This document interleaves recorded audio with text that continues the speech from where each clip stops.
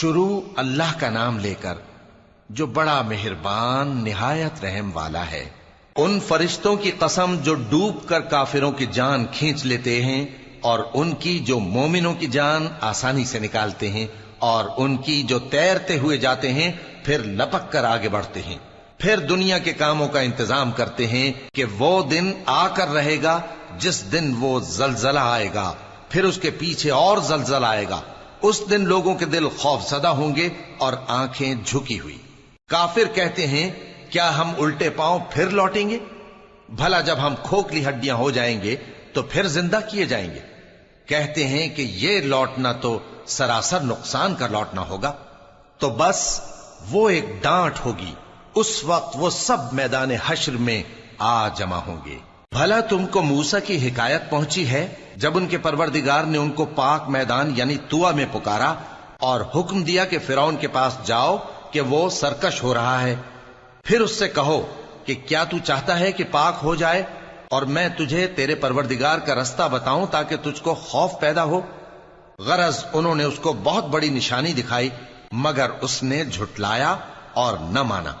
پھر لوٹ گیا اور تدبیریں کرنے لگا، سو اس نے لوگوں کو اکٹھا کیا، پھر بلند آواز سے بولا، سو کہنے لگا کہ تمہارا سب سے بڑا مالک میں ہوں۔ تو اللہ نے اس کو دنیا اور آخرت دونوں کے عذاب میں پکڑ لیا۔ جو شخص اللہ سے ڈر رکھتا ہے اس کے لیے اس قصے میں عبرت ہے۔ بھلا تمہارا بنانا مشکل ہے یا آسمان کا؟ اللہ نے اس کو بنایا، اس کی چھت کو اونچا کیا، پھر اسے برابر کر دیا، اور اسی نے رات تاریک بنائی اور دن کو دھوپ نکالی، اور اس کے بعد زمین کو پھیلا دیا۔ اسی نے زمین میں سے اس کا پانی نکالا اور چارہ اگایا اور اس پر پہاڑوں کا بوجھ رکھ دیا۔ یہ سب کچھ تمہارے اور تمہارے مویشیوں کے فائدے کے لیے کیا۔ پھر جب وہ بہت بڑی آفت آئے گی اس دن انسان جو محنت وہ کرتا رہا یاد کرے گا، اور دوزخ دیکھنے والے کے سامنے لا کر رکھ دی جائے گی۔ اب جس نے سرکشی کی اور دنیا کی زندگی کو مقدم رکھا تو اس کا ٹھکانہ دوزخ ہی ہے۔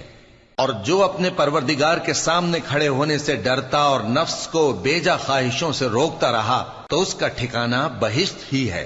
اے پیغمبر صلی اللہ علیہ وآلہ وسلم، لوگ تم سے قیامت کے بارے میں پوچھتے ہیں کہ اس کی آمد کب ہے، سو تم اس کے ذکر کی طرف سے کس فکر میں ہو؟